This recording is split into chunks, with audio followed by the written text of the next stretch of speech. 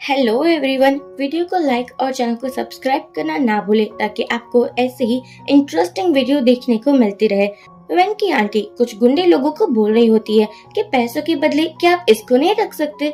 Actually aunty ने बहुत सारा लोन लिया होता है जिसके बाद वो पैसे पे ही नहीं कर पा रही थी और उसके बदले में वो अपनी नीस को पे कर रही थी।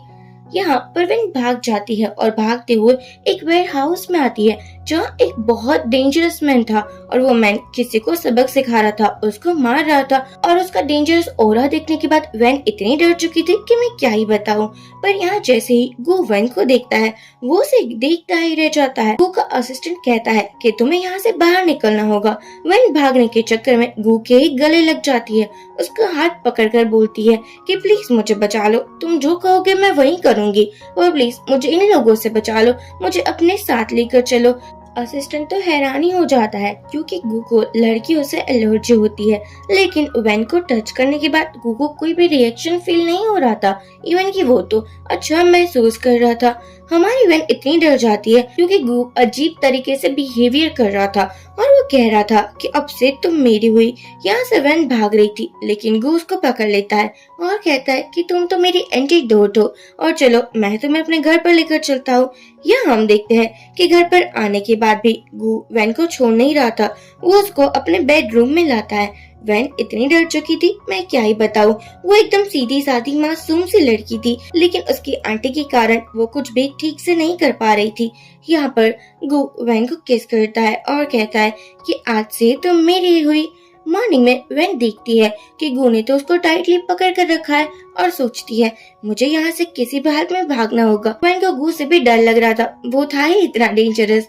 यहाँ पर वो जैसे तैसे अपने कपड़े पहनती है और धीरे धीरे भाग रही थी, तभी वैन गलती से गू का एंटीक ब्रेसलेट गिरा देती है।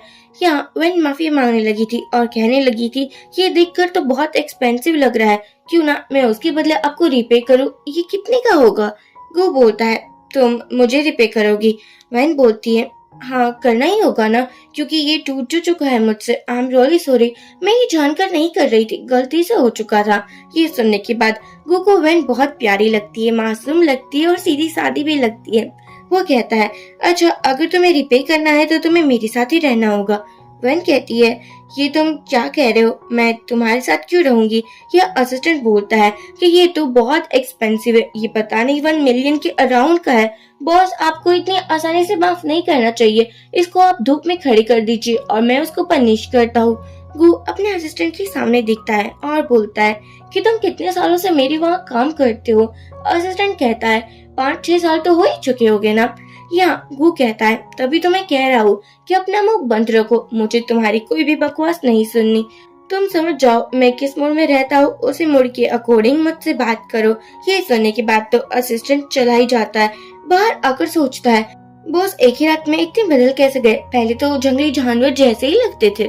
कुछ दिनों के बाद हमारी वैन मेडिकल शॉप में जाती है जो प्रेगनेंसी किट मांगती है। दोनों लड़कियां बातें करने लगती है जो मेडिकल शॉप में थी कि आजकल की लड़कियों में बिल्कुल मैनर्स नहीं है, पता नहीं कितने लोगों के साथ 1 नाइट स्टैंड करती है और बाद में प्रेग्नेंट भी हो जाती है। लड़कियों को पता ही नहीं चलता कि कैसे रहना है और कैसे नहीं, कम से कम पिल्स ही ले लेती। हमारी वैन के पीछे गू भी था, वो उसका पीछा कर रहा था। गू को लगा था कि उस रात के बाद कहीं वैन की तबीयत खराब ना हो जाए, इसलिए 2-3 दिनों के बाद वो उसके पीछे आ चुका था। यहाँ वैन को पता चलता है वो प्रेग्नेंट है।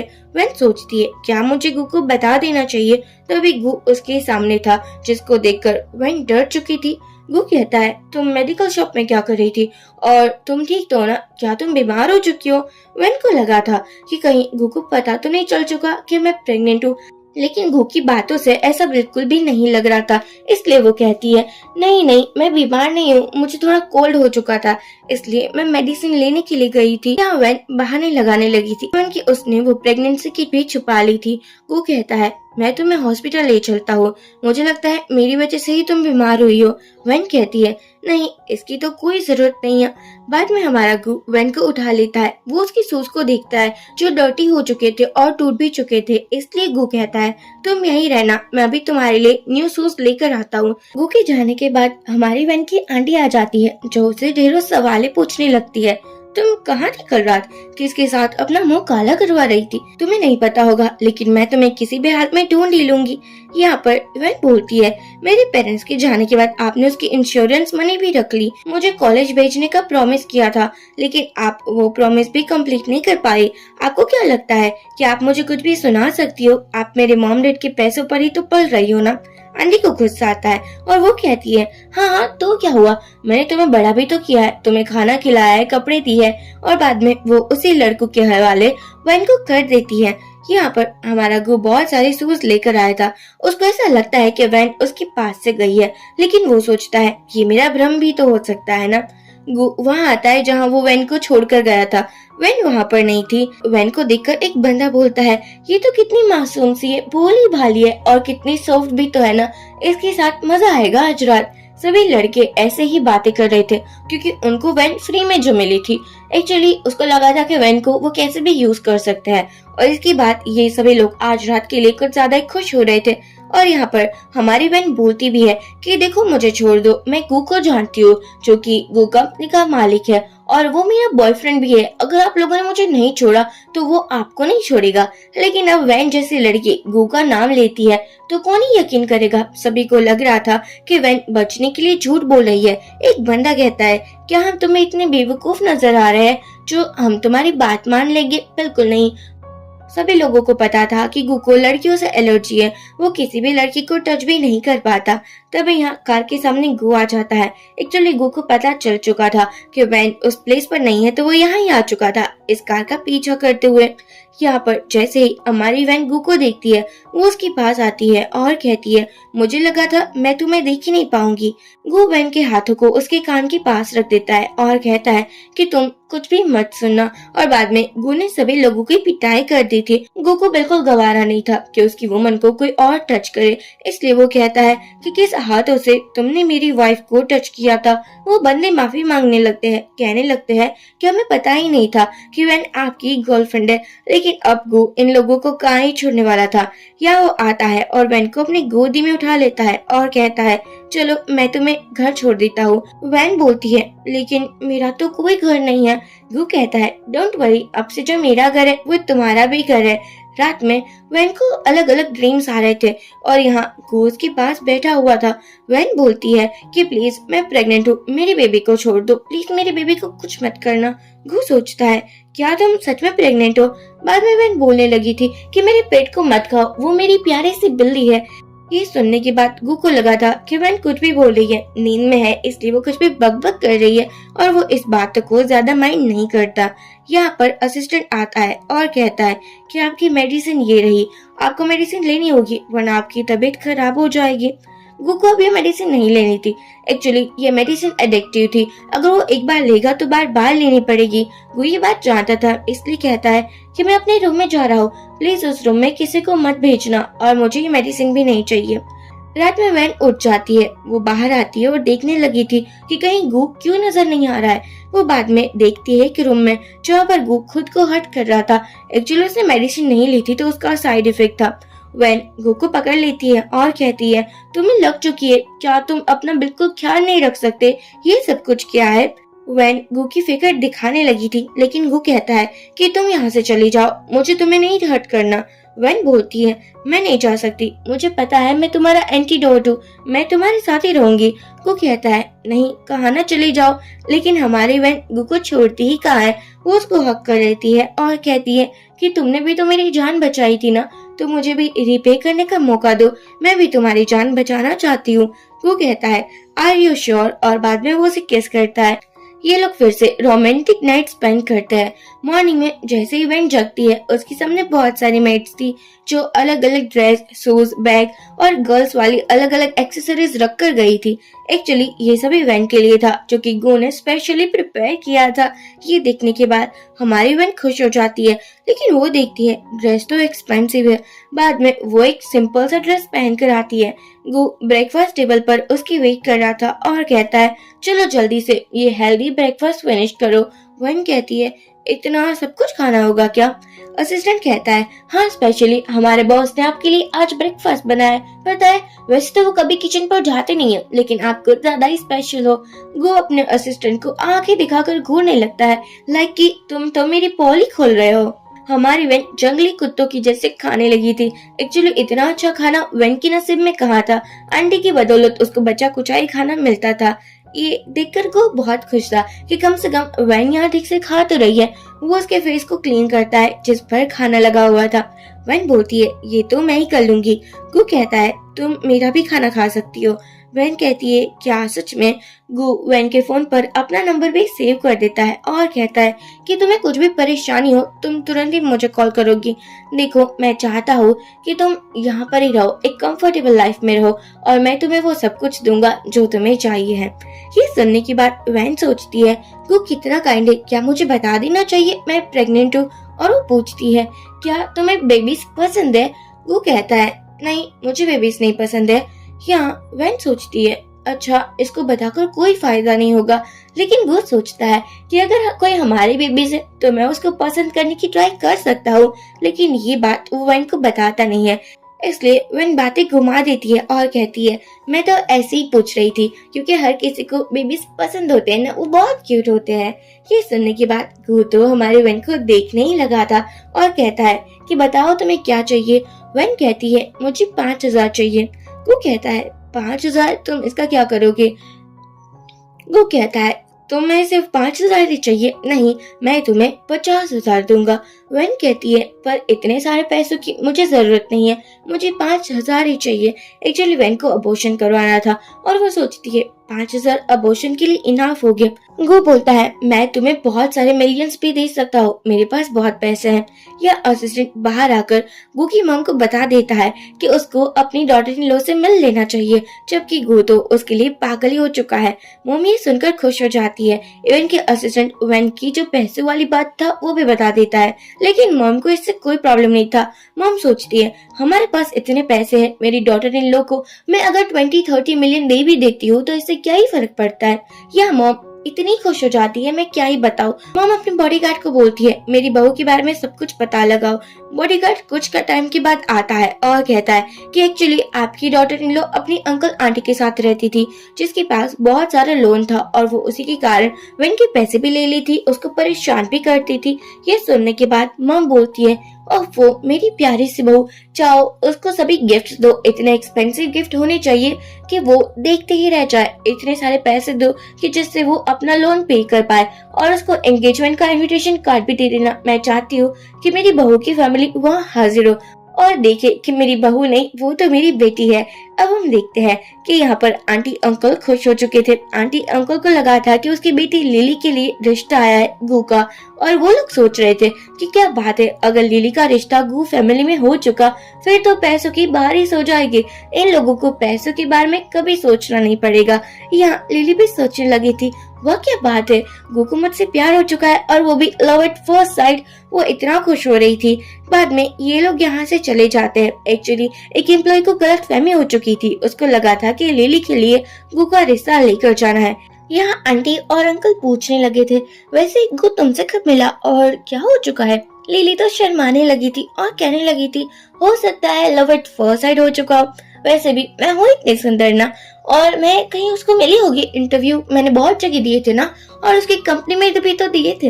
ये सुनकर आंटी अंकल खुश हो जाते हैं और कहते हैं, एक्चुअली गो से बोला नया घर भी दे दे, ये घर तो बहुत पुराना हो चुका है ना, और अब इस घर में रहने में कौन से ही मजे आएंगे। ये सुनकर लिली कहती है, हाँ क्यों नहीं, और बाद में वो कहती है कि अगर गू को पता चल चुका है कि हम बहुत ज्यादा बुरे वाले लोग हैं, हमने वैन के साथ इतना गलत किया है, तो वो मुझे लाइक नहीं करेगा, तो अब हम क्या करेंगे, हमें वैन का कुछ तो करना होगा ना।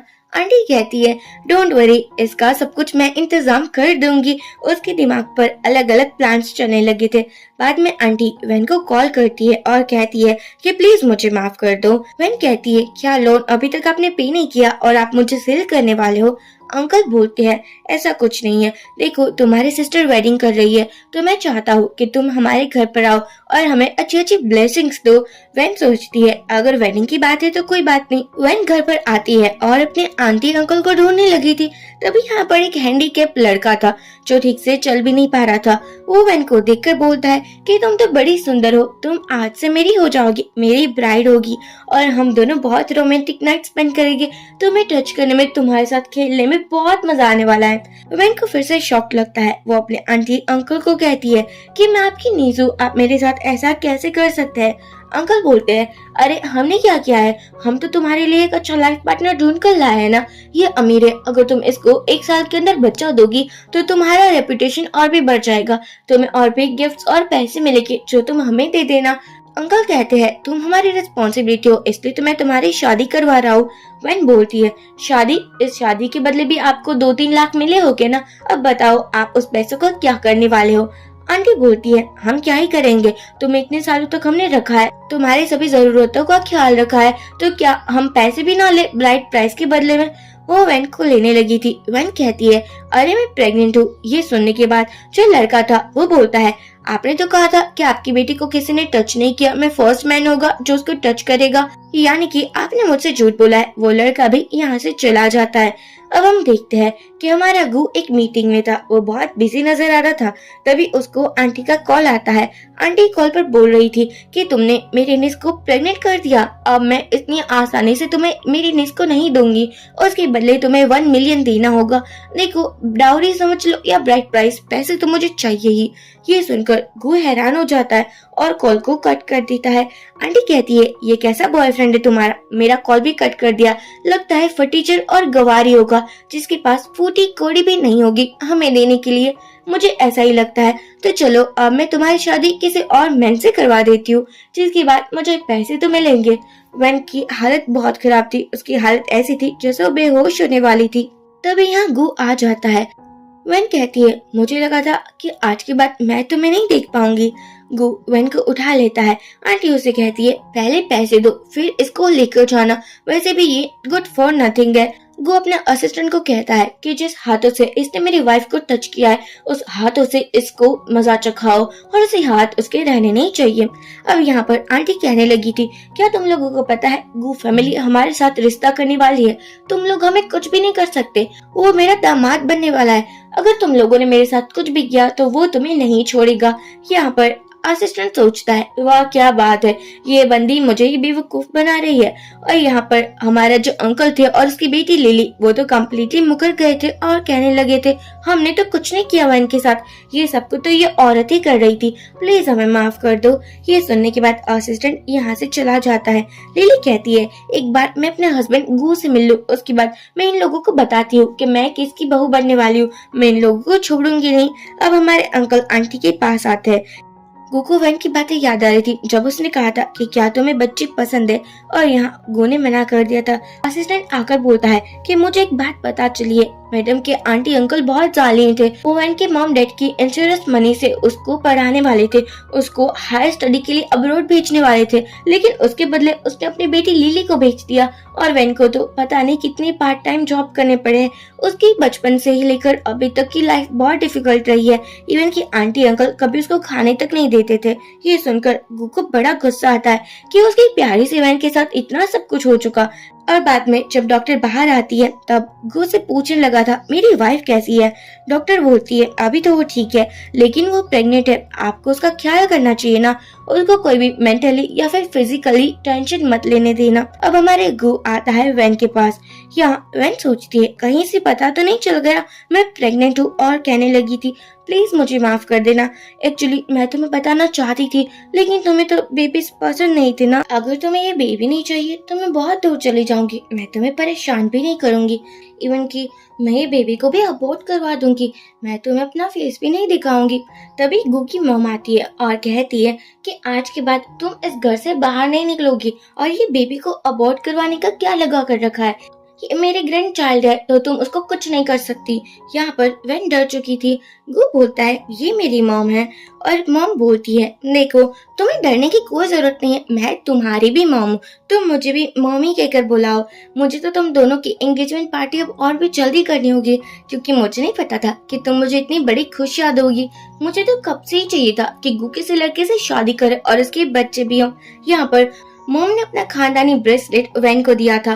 वैन मना भी करती है, अरे अरे ये तो बहुत एक्सपेंसिव है, मैं ये नहीं ले सकती। मॉम कहती है नहीं आपसे तो मेरी बहू हो और ये तो तुम्हें मिलना ही चाहिए। ये तो कुछ भी नहीं है, मैं तुम्हें आगे बहुत सारे गिफ्ट दूंगी क्योंकि तुम हमारी फैमिली को छोटे छोटे चार्ज देने वाली हो, यानी कि मेरे पोती पोतिया, तो इतना देना तो बनता है ना। अब अगले दिन होती है हमारी वैन और गु की एंगेजमेंट। यहाँ पर वैन इतनी खूबसूरत लग रही थी और खुश भी लग रही थी। गु तो उसे अपनी गोदी में ही उठा लेता है। अब बंदा रोमांटिक है तो इसमें क्या ही कर सकते हैं ना। वैन कहती है अरे अरे मुझे नीचे उतारो, मैं खुद से भी तो चल सकती हूँ ना। यहाँ गु तो अपनी वाइफ को छोड़ना नहीं चाहता था लेकिन बेचारे को छोड़ना पड़ता है। और बाद में जब गु को कुछ काम था वैन कहती है डोंट वरी मैं अकेले भी जा सकती हूँ। यहाँ पर एक बॉडीगार्ड को वैन के साथ भेजा गया था। उस बॉडीगार्ड के पेट के अंदर कुछ गड़बड़ हो रही थी, यानी कि उसका पेट खराब हो चुका था। वैन बोलती है मैं सेफ हूँ, आप जा सकते हो वॉशरूम। अब हम देखते हैं तभी वैन को लिली मिलती है। लिली कहती है मैंने तुम्हें तो इनवाइट नहीं किया था मेरी एंगेजमेंट पार्टी में, लेकिन फिर भी तुम आ चुकी हो क्या? अरे नहीं कोई बात नहीं, तुम आई हो इससे तो मुझे कोई फर्क नहीं पड़ता। वैन सोचती है क्या इसकी एंगेजमेंट पार्टी है, मुझे तो लगा था मेरी एंगेजमेंट पार्टी है। यहाँ पर उसको तो गुस्सा आने लगा था। लिली कहती है तुम जैसी लड़की को मैं अपनी एंगेजमेंट पार्टी में कभी इनवाइट ना करूं, जिसके पास ना ही शक्ल है और ना ही अकल है। तुम्हारे कपड़े भी देखकर लगते हैं रेंट में लिए होगे, और हाँ तुमने मेरी मम को हर्ट किया था। अब मैं तुम्हें बताती हूँ कि तुम जैसी पुअर लड़की को मैं कैसे हर्ट करूंगी, क्योंकि मैं तो गू फैमिली की होने वाली बहू हूँ। वैन कहती है ये तुम क्या कह रही हो, मेरे पैसों से ही तुम्हारी फैमिली पल रही थी, भूलो मत मेरी मॉम डैड की इंश्योरेंस मनी बहुत सारी आई थी। लेकिन लिली को तो इन सभी बातें सुननी नहीं थी। वो यहाँ पर एक सिक्योरिटी गार्ड को बुलाती है और कहती है कि इस घटिया लड़की को यहाँ से बाहर निकालो, ये यहाँ क्यों ही आई है। अब यहाँ पर वो सिक्योरिटी गार्ड वैन को जानता था क्योंकि उसको उसका फोटो मिला था और कहा गया था कि मैडम है और उसका ख्याल रखना है। यहाँ पर थप्पड़ तो हमारी लिली को ही पड़ता है। लिली चिल्लाने लगी थी अगर एक बार मेरा हस्बैंड आ गया मिस्टर गू, तब मैं तुम लोगों को बताती हूँ कि मैं कितनी पावरफुल हूँ और आप लोगों को पता चल जाएगा कि मेरा हस्बैंड कितना खतरनाक है। यहाँ पर अंकल भी आ चुके थे। वैन जा रही थी तभी लिली उसका हाथ देखकर बोलती है ये तो गू फैमिली का ब्रेसलेट है ना, तुम्हारे पास क्या कर रहा है? ओहो हाँ हाँ मैं समझ सकती हूँ, तुमने चुरा लिया होगा, वैसे भी तुमने तो चोरी करने का मास्टरपीस लिया हुआ है ना। वैन कहती है नहीं मैंने कुछ नहीं किया। अंकल बोलते हैं ये तो लिली का है क्योंकि गू फैमिली की बहू तो लिली बनने वाली है ना। यहाँ वैन बोलती है एक्चुअली ये मुझे मॉम ने दिया है, मेरी सासू मॉम ने, तो मुझे नहीं लगता कि ये ब्रेसलेट मैं तुम्हें दूंगी। लिली बोलती है ये क्या बकवास कर रही हो, गू फैमिली की बहू मैं हूँ और ब्रेसलेट तुम्हें मिल गया। बाद में वो लोग ब्रेसलेट को ले लेते हैं और यहीं लेने के चक्कर में वैन को धक्का लग जाता है। वो स्टेयर से नीचे गिर चुकी थी। गू को देखकर वैन कहती है प्लीज प्लीज मेरी बेबी को बचा लो, मुझे बहुत पेन हो रहा है, मेरी बेबी को कुछ नहीं होना चाहिए। ऊपर से अंकल और लिली भी ये सब कुछ देख रहे थे। अब क्या था, असिस्टेंट थोड़ी ना इन लोगों को जाने देगा, उसको पता है कि उसका ब्रोस कितना क्रूअल है और इसलिए बात है अपनी वुमन की बात आती है तो हर मैन क्रूअल हो ही जाता है।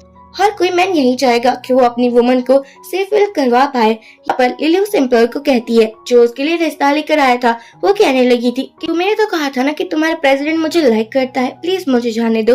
वो बंदा बोलता है मुझे गलतफहमी हो चुकी थी, हमारे प्रेसिडेंट वैन को लाइक करते, तुम जैसी लड़की को नहीं। लिली बोलती है प्लीज प्लीज मुझे जाने दो, आज के बाद मैं वैन को कुछ नहीं करूंगी। लेकिन असिस्टेंट को पता था कि उसका बॉस कितने गुस्से वाला है। यहाँ पर वो वैन को भी हर्ट करता है। अंकल की तो सूसू ही निकल चुकी थी, लेकिन वो तो माफिया मांगने लगे थे कि मेरी निस तो मेरी बेटी जैसी है, प्लीज मुझे माफ कर दो। लेकिन असिस्टेंट उसे भी नहीं छोड़ता, उसको भी मजा चखा ही देता है। अब हम देखते हैं कि गू बहुत गुस्से में था। तभी असिस्टेंट उसके पास आता है और सभी बातें बता देता है कि रिश्ता गलत जगह पहुंच चुका था, उन लोगों को लगा था कि लिली को आप लाइक करते हो। बाद में वो यहाँ से चला जाता है। अब हम देखते हैं कि हमारी वैन के लिए अलग अलग ड्रेस को भी रखा गया था। वैन सोचती है कल रात वार्डरूम में कोई और ड्रेस थे और आज तो बिल्कुल चेंज हो चुका है। बाद में हमारी वैन यहाँ से ही भागने वाली थी, पर तभी सर्वेंट्स और मेड्स आ जाती है। तभी वो गू से टकरा जाती है। गू कहता है कि तुम यहाँ से कहाँ जाना चाहती हो? वैन कहती है, अरे मैं तो खुली हवा में जाना चाहती हूँ। बेबी को ना खुली हवा चाहिए, उसको चाहिए कि मैं बाहर जाऊँ। ये तो मैं बेबी के लिए कर रही हूँ, खुद के लिए मैं कुछ भी नहीं कर रही हूँ, प्रॉमिस। गो अपनी वाइफ की एक्टिंग को देखकर खुश हो जा रहा था, क्योंकि वैन बहुत क्यूट दिख रही थी। अब ये देखकर गो कहता है, चलो मैं तुम्हें लेकर चलता हूँ, और वो उसे अपनी गोदी में उठा लेता है। बाद में गो वैन को सिविल ब्यूरो के बाहर लेकर आया था, जहाँ से ये लोग मैरिज सर्टिफिकेट लेने वाले थे। वैन सोचती है, कहीं ये बेबी के लिए तो मुझसे शादी नहीं कर रहा है ना। यहाँ पर फिर से गो ने वैन को उठा लिया था। वैन बोलती है, अरे मैं चल सकती हूँ। वो कहता है, तुम इतनी स्लो चलती हो, मुझे तो हम दोनों की शादी जल्द से जल्द करनी है, मुझे मैरिज सर्टिफिकेट चाहिए। बाद में ये लोग अपने मैरिज के फोटो क्लिक करवाते हैं। यहाँ पर घर आने के बाद वैन मौका देखकर यहाँ से भाग जाती है। एक्चुअली वो जॉब करना चाहती थी, उसको पता था कि गू बहुत बड़ा बिजनेसमैन है, उसकी लाइफ एकदम अमीरों वाली है।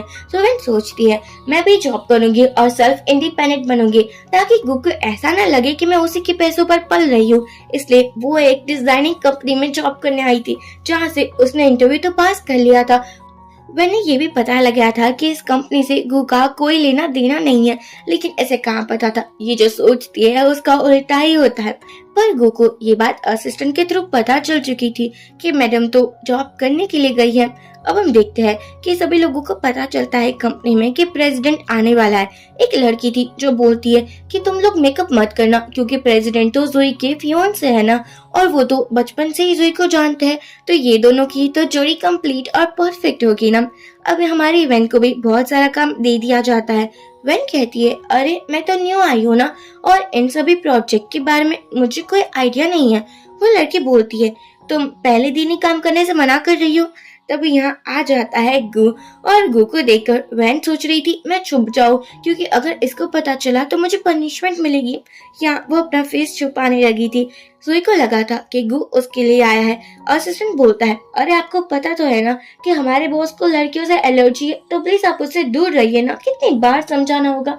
जोई को लगा था कि क्योंकि उसके पापा ने गू की जान बचाई है तो तभी वो उसी से शादी करेगा, लेकिन गू बोलता है, नहीं, मैं यहाँ अपनी वाइफ को मिलने के लिए आया हूँ। बाद में वो वैन के पास आता है और उसकी बहुत क्लोज हो चुका था। वैन को लगा था कि गू उसको पहचान नहीं पाएगा, लेकिन वो अपनी पर्सनल केबिन में लेकर आता है। गू वैन से पूछता है, तुम यहाँ क्या कर रही हो? वैन बोलती है, अरे मैं जॉब करना चाहती थी, मैं चाहती थी कि मैं भी कैपेबल हो पाऊँ और मैं भी थोड़े पैसे कमा पाऊँ। ये सुनने के बाद गू कहता है, अरे तुम मेरी लीगल वाइफ हो, लेकिन तुम्हें बताना चाहिए ना मुझे, जॉब तो मैं तुम्हें आसानी से दे देता, और वो भी मैनेजर, और तुम्हें जो भी पोजीशन चाहिए उसकी जॉब। वैन कहती है, मैं यही तो नहीं चाहती हूँ, देखो तुम ऑफिस में किसी को मत बताना कि मैं तुम्हारी वाइफ हूँ, सभी लोग अनकंफर्टेबल फील करेंगे ना। वो कहता है, अच्छा ठीक है, अगर तुम मेरी वाइफ हो तो मुझे तुम्हारी बात माननी होगी ना, लेकिन ना बताने के बदले मुझे भी कुछ चाहिए। वो तो वैन को किस करने लगा था। या वैन बोलती है, अरे हम ऑफिस में हैं, अगर किसी ने ये सब को देख लिया तो क्या होगा? गू बोलता है, ये तो और भी मजेदार है ना, सभी को पता चल जाएगा कि तुम मेरी हो और मेरा तुम पे कितना राइट है। यहाँ पर हमारा गू इतना रोमांटिक हो रहा था, मैं क्या ही बताऊँ। सभी फ्रेंड्स जोई को बोलने लगी थी, वैन अभी तक क्यों नहीं आई, कहीं वो हमारे प्रेसिडेंट के साथ कुछ कर तो नहीं रही है ना, कुछ रोमांटिक। ये सुनने के बाद जोई को गुस्सा आता है। वो यहाँ जानकर फाइल्स लेकर जाती है और यहाँ पर डोर को नॉक करने लगी थी, लेकिन अंदर से वो कुछ भी नहीं कहता। जैसे ही वैन बाहर आती है, उसको एक प्रोजेक्ट की फाइल दे दी जाती है, जो प्रोजेक्ट 2 सालों से चल रहा था। वैन कहती है, लेकिन ये प्रोजेक्ट चल तो रहा है, पर मैं इस पर क्या ही काम करूंगी ना, मुझे तो कोई आइडिया ही नहीं है। वो लड़की बोलती है, अरे आज पहले दिन तुम आई हो और पहले दिन ही काम करने से मना कर रही हो, तुम्हें मना करने की कोई भी राइट्स नहीं है, तुम्हें ये काम करना ही होगा। तभी असिस्टेंट आता है और वो प्रोजेक्ट की फाइल को लेकर बोलता है, ये 2 सालों से चल रहा है और ये वैन आज ही तो आई है ना, उसको क्या पता चलेगा कि इस प्रोजेक्ट में क्या करना है और क्या नहीं। तुम पागल हो चुकी हो क्या? इतने सालों से काम करी हो, फिर भी पता नहीं है कि हमारे कंपनी में कैसे काम होता है। ऑफिस के बाद वैन जाती है गो के एक ड्राइवर के साथ, लेकिन जोई के साथ जो लड़की थी उसको लगा था वैन के तो बहुत सारे बॉयफ्रेंड्स हैं, कभी वो प्रेसिडेंट के साथ होती है तो कभी वो ऑल मैन के साथ होती है, इसलिए वो फोटोज क्लिक करने लगी थी। जोई ये देखकर खुश हो रही थी, उसको लग रहा था कि मेरा काम तो बन चुका। अगले दिन सभी लोग वैन के बारे में बातें करने लगे थे, कहने लगे थे कि कितनी गंदी लड़की है ना, एक पल तो प्रेसिडेंट को पटा लिया, इतना अमीर बंदा मिला है, लेकिन फिर वो ऑल मैन के साथ भी है, क्या ही करना है इस लड़कियों का, कुछ समझ ही नहीं आता है। तभी यहाँ पर वैन आती है, उसे सभी लोगों का बिहेवियर समझ नहीं आता। जोई कहती है कि तुम्हें जॉब से निकाल रहे हैं हम।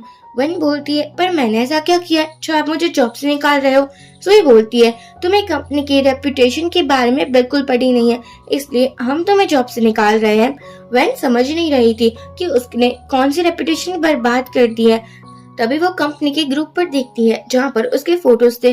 वैन कहती है ये फोटोज किसने लिए, ये फोटो बिल्कुल गलत है, मेरा और उस ऑल मैन का कोई चक्कर नहीं चला, वो तो मेरा ड्राइवर है।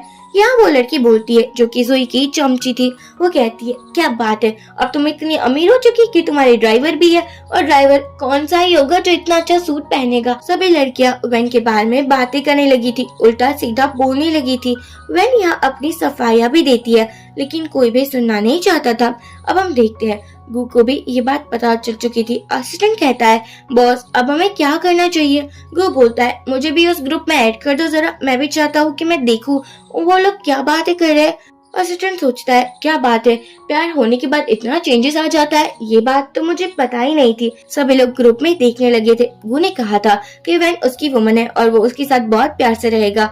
जोई सोचती है वैसे भी ये वैन जैसे लड़कियां गू के आगे पीछे मंडराती रहती है, ये उसके लिए खतरा नहीं है। हमारे वैन की इंसल्ट करने के बाद उसको जॉब से निकाल दिया जाता है।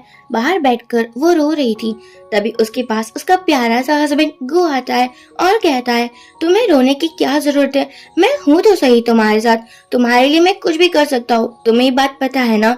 वैन कहती है लेकिन मुझे जॉब से निकाल दिया गया है। यहाँ मॉर्निंग में जैसे वो उठती है वो गू से चिपक कर सो रही थी। वैन बोलती है ऐसा कैसे हो गया, मैंने तुम्हें इतना टाइटली हग क्यों किया था।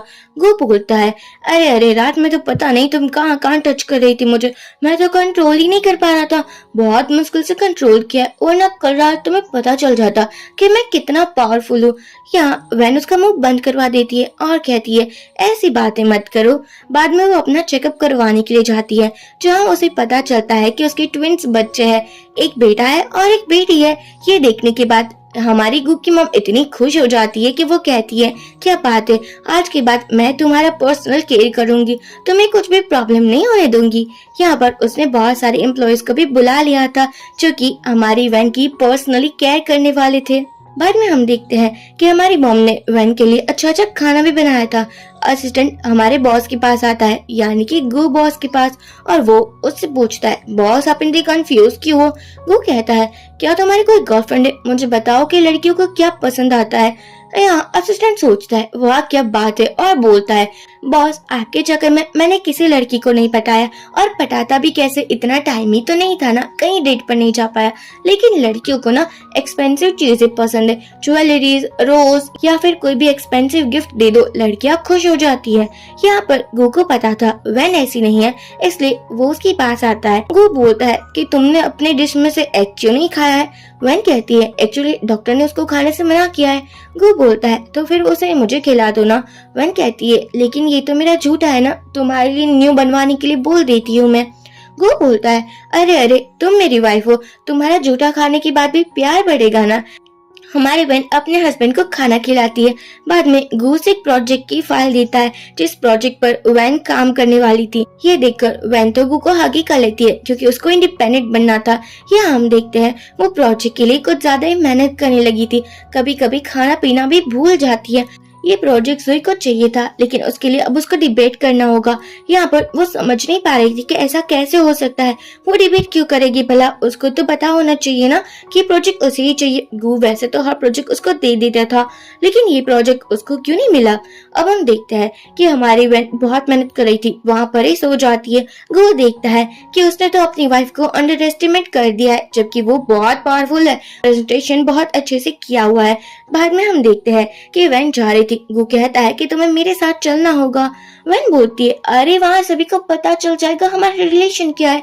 गू बोलता है तो क्या हो चुका, तुम मेरी हो, मेरी वाइफ हो, पता भी चल जाए तो भी मुझे कोई फर्क नहीं पड़ता। अब हम देखते हैं हॉल में जुई भी आई हुई थी। जुई जैसे ही हमारी वैन को देखती है, जुई और उसकी चमची वैन पर चिल्लाने लगे थे, कहने लगे थे कि देखो ना, ये भी आ चुकी है, इसके पास कौन से ही पैसे होंगे जो वो इस डिबेट में आएगी। तभी यहाँ गू भी आता है। जुई जैसे ही गू को देखती है बहुत खुश हो जाती है, ये प्रोजेक्ट तो मुझे ही मिलेगा। बाद में वो अपनी प्रेजेंटेशन देने लगी थी। ये प्रेजेंटेशन देखने के बाद वैन कहती है, ये तो मेरी प्रेजेंटेशन है, तुमने मेरी प्रेजेंटेशन कॉपी की है। यहाँ जोई कहती है, ऐसा नहीं हो सकता, मैंने तो किसी की भी प्रेजेंटेशन कॉपी नहीं की है। पर वैन की एक सर्वेंट थी जिसने प्रेजेंटेशन को चोरी कर लिया था। यहाँ ये देखने के बाद हमारे गु को तो पता ही था ना कि उसकी वाइफ का प्रेजेंटेशन कौन सा होगा। अब क्या था, जोई बहुत माफिया मांगने लगी थी। जोई की पोल खुल चुकी थी और इस बार गु भी उसका कोई साथ नहीं देने वाला था। ऑब्वियसली बात थी, वो अपनी वाइफ का ही तो साथ देगा ना। जोई माफी मांगने लगी थी, कहने लगी थी मेरे पापा ने तुम्हारी जान बचाई है, तुम्हारे लिए अपना हार्ट दिया है और तुम मेरी बात क्यों नहीं सुन रहे हो। ये सुनने के बाद वैन कहती है, कोई बात नहीं, इसको माफ कर दो। गो ने हमारी जोई को एक वार्निंग दिया था और कहा था कि आज के बाद कभी भी मुझे अपनी शक्ल मत दिखा देना। अब यहाँ गो वैन के साथ बहुत खुश था।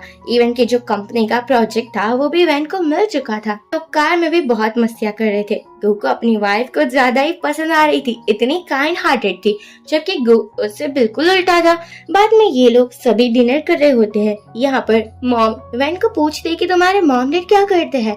वैन कहती है, एक्चुअली मेरे मॉम डैड का एक्सीडेंट हो चुका था और बाद में मुझे अपने अंकल आंटी के पास रहना पड़ा था, जिसने भी मुझे अच्छे से ट्रीट नहीं किया। पर पता है, मेरे डैड बहुत काइंड हार्टेड थे, उसने अपना हार्ट किसी को डोनेट किया था। एक्चुअली एक बंदा था जिसको हार्ट चाहिए था। ये सुनने के बाद यहाँ पर मॉम सोचने लगी थी, क्योंकि हार्ट की सर्जरी गू की भी हुई थी और उसको भी हार्ट किसी ने डोनेट किया था। और वैन ने जो डेट बताई थी उसी डेट पर तो गू की सर्जरी हुई थी। यहाँ पर गू अपने असिस्टेंट को बोलता है कि इसके बारे में सब कुछ पता लगाओ कि मुझे हार्ट किसका मिला है। अगले दिन ऑफिस में जोई के बारे में हर कोई बातें कर रहा था, अब करेगा भी ना, काम ही इसके ऐसे थे। जोई सभी को बकवास करने लगी थी और कहने लगी थी कि अपना मुंह बंद रखो। अब जोई भी एक नॉर्मल एम्प्लॉय बन चुकी थी, वो हायर मैनेजर नहीं रही थी। हमारी वैन को प्रोजेक्ट के रिलेटेड एक बंदे से मिलने जाना था, लेकिन ये काम जोई का था। एक्चुअली उसने एक प्लान बना कर रखा हुआ था। वो बंदा वैन को बोलता है कि तुम मेरे पास आ जाओ, मुझे तुम बड़ी पसंद हो, मैं तुम्हें बहुत खुश रखूंगा और तुम्हें कुछ होने भी नहीं दूंगा। ये सुनने के बाद वैन बोलती है, अरे मेरा हस्बैंड गू है। यहाँ गू तक भी ये मैसेज पहुंच चुका था। जोई डर के बाहर से सोचती है, बड़ा मजा आएगा, तुम्हें गू खुद ही डाइवोर्स देगा। लेकिन यहाँ पर हमारा गू आ चुका था। जोई को असिस्टेंट धक्का देता है और कहता है, मेरे बॉस से दूर रहो। अब हम देखते हैं कि जैसे ही गू आता है रूम के अंदर, वो अपनी वाइफ की हालत देखता है जो बिल्कुल सही नहीं थी। हमारे गू को बहुत गुस्सा आता है। वो जो बंदा था वो कहता है, अरे मैंने ये सब कुछ आपके वाइफ के कहने पर ही तो किया था। एक्चुअली उस बंदे को लग रहा था कि जोई ही गू की वाइफ बनेगी और यहाँ पर इसलिए तो वो इनको परेशान कर रहा था। ये सुनने के बाद जोई बहुत डर जाती है। असिस्टेंट कहता है, पहले इस बंदे की क्लास लगाते हैं, बाद में हमारी जोई की भी बारी आएगी। अब हम देखते हैं, जोई कहने लगी थी, प्लीज मुझे माफ कर दो, मेरे पापा ने तुम्हें अपना हार्ट जो दिया था। ये सुनने के बाद असिस्टेंट कहता है, तुम्हारे पापा ने नहीं, लेकिन हमारे मैडम के पापा ने गो को हार्ट दिया था। ये सुनने के बाद हमारी वैन को बहुत बड़ा झटका लगता है, क्योंकि उसे ये बात पता ही नहीं थी। यहाँ पर जोई माफिया मांगने लगी थी, कहने लगी थी, प्लीज मुझे माफ कर दो, प्लीज मुझे छोड़ दो। लेकिन वैन अब इतनी काइंड नहीं थी, वो नहीं छोड़ने वाली थी। उसको पता था कि काइंडनेस से कुछ नहीं होगा। वो जोई से कहती है कि इतने सालों तक तुम झूठ बोलती रही, बताओ मेरे मॉम डैड की डेथ कैसे हुई थी। एक्चुअली अब हम देखते हैं 5 साल पहले का सीन, जब हॉस्पिटल में वैन की मॉम डैड को लाया गया था, तब उन दोनों की हार्ट सर्जरी होने वाली थी और इवन की डैड को भी बहुत लगा हुआ था। लेकिन मॉम का जो हार्ट सर्जरी होने वाला था, तभी यहाँ पर जोई की मॉम आती है और 1 मिलियन के बदले ही बोलती है कि मुझे ये हार्ट चाहिए। अब आंटी अंकल थे ही इतने लालचू, हमें कोई प्रॉब्लम नहीं है। और इसी तरह हमारी वैन के मॉम की डेथ हो चुकी थी। अब हमारी वैन को बहुत गुस्सा आता है। जोई का एक हाथ भी टूट चुका था, जो कि ऑब्वियसली बात थी, ये सभी काम गू ने ही किया था। अब यहाँ पर वैन ने डिसाइड किया था कि वो अपने आंटी अंकल से मिलेगी। अब हम देखते हैं दूसरी तरफ आंटी की हालत बहुत खराब थी, इवन कि वो वॉशरूम भी खुद से नहीं जा पा रही थी। उसको देखकर लिली कहती है, क्या बात है, आप लोगों को क्या लगता है मैं आपकी हर बार हेल्प करूंगी? बिल्कुल नहीं, मुझे आप लोगों की कोई हेल्प नहीं करनी। इवन कि यहाँ लिली अपने पापा पर भी गुस्सा करती है, कहती है कि आप किसी काम के नहीं हो, आप तो मुझे उस खानदान की बहू भी ना बना सके, जो वैन को मिला वो मुझे क्यों नहीं मिला। अब हम देखते हैं तभी यहाँ आ जाते हैं वैन और गू। आंटी अंकल दोनों ही माफिया मांगने लगे थे, कहने लगे थे कि प्लीज हमें थोड़े पैसे दे दो ना। वैन कहती है आप मुझसे पैसे कैसे मांग सकते हो, आपने जो मेरी हालत की है, आपने मेरी मॉम डैड के साथ किया है, वो इनाफ नहीं है क्या? आपने अपनी बेटी को अब्रॉड स्टडी करने के लिए भेजा। मैं सोच ही रही थी ऐसा कैसे हो सकता है, मेरी स्टडी के लिए आपके पास पैसे नहीं थे, लेकिन अब मैं समझ रही हूँ कि वो पैसे मेरी मॉम के डेथ के बाद आए। वैन को अपने मॉम डैड की याद आई थी, याद आ रहा था कि कैसे आंटी उसको परेशान करती थी। अगले दिन वैन और गू दोनों ही वैन के मॉम डैड से मिलने के लिए जाते हैं। वैन कहती है कि मैंने आंटी अंकल को जेल भिजवा दिया है और डोंट वरी, मेरा अच्छा फैमिली भी है, मेरा अच्छा हस्बैंड है। और वो अपने बचपन को याद कर कर कहती है अब मैं भी मॉम बनने वाली हूँ, मेरे भी प्यारे प्यारे बच्चे आएंगे। ये सब कुछ दूर से जोई की मॉम देख रही थी। जोई की मॉम को लगा था कि उसकी लड़की की लाइफ तो बर्बाद हो चुकी है, लेकिन वो वैन को खुश नहीं रहने देगी। अब हम देखते हैं घर पर आने के बाद वैन शावर लेने गई थी। वो एक मेड से कपड़े मांगती है, लेकिन यहाँ उसका प्यारा सा हस्बैंड गू आ चुका था, जो कहता है कपड़े मैं ही दे देता हूँ ना। और बाद में वो बहुत सारी रोमांटिक बातें करते हुए बोलता है मैं तुम्हारी चेंज करने में भी हेल्प कर सकता हूँ। वैन कहती है नहीं, मैं खुद ही कर लूंगी। गू कहता है अरे अरे तुम शर्मा क्यों रही हो, ये तो मैंने तुम्हारी बॉडी पहले भी देखी हुई है ना, और तुम मेरे बच्चे की माँ भी तो बनने वाली हो। वैन यहाँ पे बहुत शर्माने लगी थी। अब हम देखते हैं वैन पेंटिंग क्लास में गई थी। यहाँ पर एक बॉडीगार्ड भी था जिसके कपड़े खराब हो चुके थे। वो जैसे ही बाहर आता है वैन दिखाई नहीं देती। बॉडीगार्ड तुरंत ही गू के पास आता है। तभी गू को एक कॉल आता है जो और किसी का नहीं लेकिन जोई की मॉम का था। जोई की मॉम कहती है कि अगर अपनी वाइफ को सही सलामत देखना चाहते हो तो जल्दी से मेरे पास आ जाओ। वो कहता है अगर मेरी वाइफ को कुछ भी किया तो मैं तुम लोगों को नहीं छोड़ने वाला। यहाँ हमारी वैन भागती भागती गू के पास आ जाती है। वो कहता है कि तुम यहाँ से निकल जाओ, मैं सब कुछ संभाल लूंगा। और अब हम देखते हैं कि वैन थोड़ी आगे जाती है और सभी असिस्टेंट और बॉडीगार्ड्स को बोलती है कि प्लीज गू को बचा लो। जैसे ही वैन की आंखें खुलती है वो हॉस्पिटल में थी। यहाँ पर हमारी वैन डर जाती है। वो एक डेड बॉडी को देखती है और उसको देखकर रोने लगी थी, लिटरली कहने लगी थी कि प्लीज मुझे छोड़कर मत जाओ, अभी तो हमारे बेबीज भी तुमने नहीं देखे ना, तुम ऐसे मुझे छोड़कर कैसे जा सकते हो। असिस्टेंट को तो हंसी आ रही थी क्योंकि गू बिल्कुल ठीक था, बस उसे छोटी मोटी चोट लगी थी। ये देखने के बाद वैन सोचती अरे मैंने क्या कर लिया, और सभी को डांटने लगी थी कोई भी मेरा मजाक नहीं उड़ाएगा। यहाँ गू कहता है क्या मुझसे इतना प्यार है तुम्हें? वैन बोलती है कोई प्यार नहीं, वो तो मेरे बच्चे के फादर थे ना, इसलिए मुझे थोड़ा टेंशन हो रहा था। लेकिन गू समझ चुका था कि वैन उसे बहुत प्यार करती है। अब हम देखते हैं ऐसे ही दिन निकलने लगे थे। हमारी वैन की डिलीवरी डेट आ जाती है। मॉम बहुत प्रे कर रही थी कि सब कुछ ठीक हो जाए, और यहाँ होता भी सब कुछ ठीक ही है। एक बेबी गर्ल और एक बेबी बॉय वैन को हुआ था। गू वैन के पास आता है और कहता है थैंक यू सो मच, तुमने जो मुझे गिफ्ट दिया है वो सबसे बेस्ट है, मैं तुम्हें बहुत प्यार करता हूँ। वैन भी गू को बहुत प्यार करती थी। अब कुछ दिनों के बाद हमारी वैन अपने घर आती है, अपने सासू मॉम के घर आती है। यहाँ पर गू तो बड़ा रोमांटिक हो रहा था। यहाँ मॉम बोलती है कि अब तुम्हारी ग्रैंड वेडिंग होगी, मैं चाहती हूँ कि तुम्हें सभी लोग जाने। यहाँ वैन बोलती है लेकिन मुझे ग्रैंड वेडिंग नहीं चाहिए। सासू मॉम बोलती है ऐसे कैसे नहीं चाहिए, तुम्हें ग्रैंड वेडिंग चाहिए होगी क्योंकि तुम मेरी बहू हो और सभी लोगों को पता तो चले तुम कितनी सुंदर हो और तुम्हारे बेबीज भी कितने क्यूट है। ये सुनने के बाद वैन शर्माने लगी थी और इसी के साथ ये ड्रामा एंड हो जाता है। आप कमेंट के थ्रू जरूर बताइए कि आपको ये ड्रामा कैसा लगा। Thank you.